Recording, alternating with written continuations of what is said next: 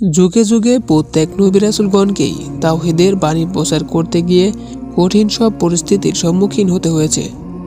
লাঞ্ছিত ও নির্যাতিত হতে হয়েছে খোদাদ্রোহী নাফরমানদের হাতে। প্রতিটি নবী রাসূলের যুগেই এমন জালিমদের বসবাস ছিল এবং প্রত্যেককে একই পরিণতির সম্মুখীন হতে হয়েছে।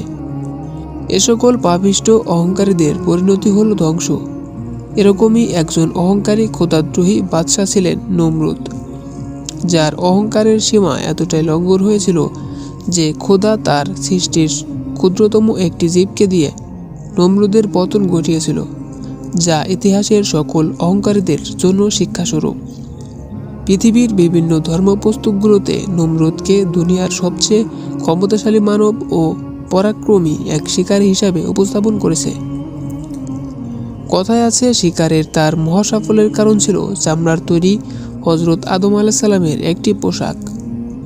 ইবলিসের প্রচারণায় গন্ধময় ফল ভক্ষণের ফলে আদম হাওয়াকে যখন পৃথিবীতে পাঠিয়ে দেওয়া হয়, তখন খোদা তাদেরকে চামড়ার তৈরি একটি পোশাক দিয়েছিলেন।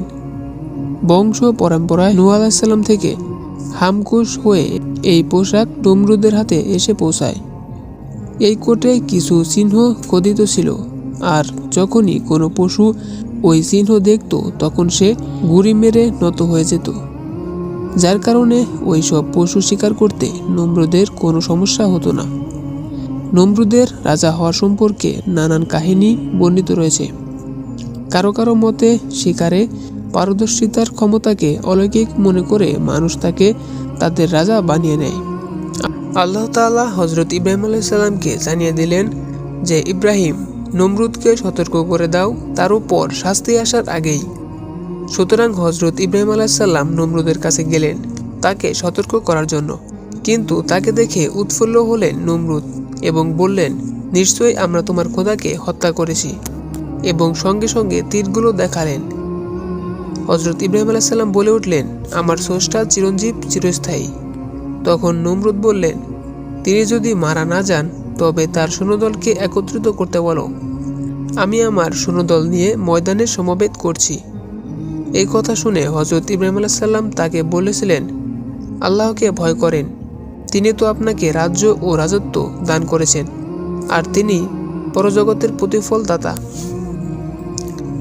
নির্দিষ্ট দিনে নমরুদের সেনাবাহিনী ময়দানে সমবেত হলেন এবং হযরত ইব্রাহিম আলাইহিস সালামকে জিজ্ঞাসা করলেন, কোথায় তোমার রবের সেনাদল?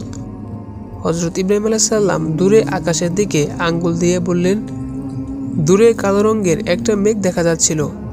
যখন সেটা কাছে চলে এলো, লক্ষ লক্ষ মশার গুনগুন শব্দে ময়দান মুখরিত হলো। কিন্তু ফেরাউন অবজ্ঞার সুরে বললেন, এ তো মশা, তুচ্ছ প্রাণী, তাও আবার নিরস্ত্র। এ সময়ের মধ্যে প্রতিটি সৈন্যের মাথার উপর মশার অবস্থান নিল। অতঃপর তাদের বুঝে ওঠার পূর্বেই মশাগুলো তাদের নাক, কান, মস্তিষ্ক প্রবেশ করলো, তারপর দংশন করা শুরু করলো। সৈন্যদের মধ্যে বিশৃঙ্খলা সৃষ্টি হলো। হিতাহিত জ্ঞান হারিয়ে তীরন্দাজগণ ঊর্ধ্বে তীর নিক্ষেপ আর পদাতিক সেনারা নিজেদের চারপাশে অন্ধের মতো তরবারি চালালো, যার ফলে একে অপরকে নিজেদের অজান্তেই আহত ও নিহত করে ফেলল। মশার সঙ্গে যুদ্ধ চলাকালীন সময়ে নমরুদ পালিয়ে প্রাসাদে চলে আসলো। এ সময় একটি দুর্বল ল্যাংড়া মশা তাকে তাড়া করল এবং কিছুক্ষণ মাথার চারপাশ দিয়ে ঘোরাঘুরি করে মাথার ভিতর ঢুকে পড়ল। তারপর মগজে দংশন করা শুরু করলো। নমরুদ যন্ত্রণায় অস্থির হয়ে উন্মাদের ন্যায় প্রাসাদে প্রবেশ করল এবং যন্ত্রণায় দিশেহারা হয়ে পাদুকা খুলে নিজের মাথায় আঘাত করতে শুরু করলো। পাদুকা দিয়ে আঘাত করলে মশা দংশনে বিরত থাকে, বাকি কোনো কিছুর আঘাতে দংশন বন্ধ করে না। অবশেষে মাথায় মৃদু আঘাত করার জন্য একজন সার্বক্ষণিক কর্মচারী নিযুক্ত করল নমরুদ। দীর্ঘ 40 বছর তাকে এই দুঃসহ যন্ত্রণা ভোগ করতে হয়েছিল। সে সময় হযরত ইব্রাহিম আলাইহিস সালাম তার সাক্ষাতে বললেন, হে নমরুদ, নিজের মাথায় নিজের পাদুকা দ্বারা আঘাতের জন্য গোলাম নিযুক্ত করে রাখার জঘন্য।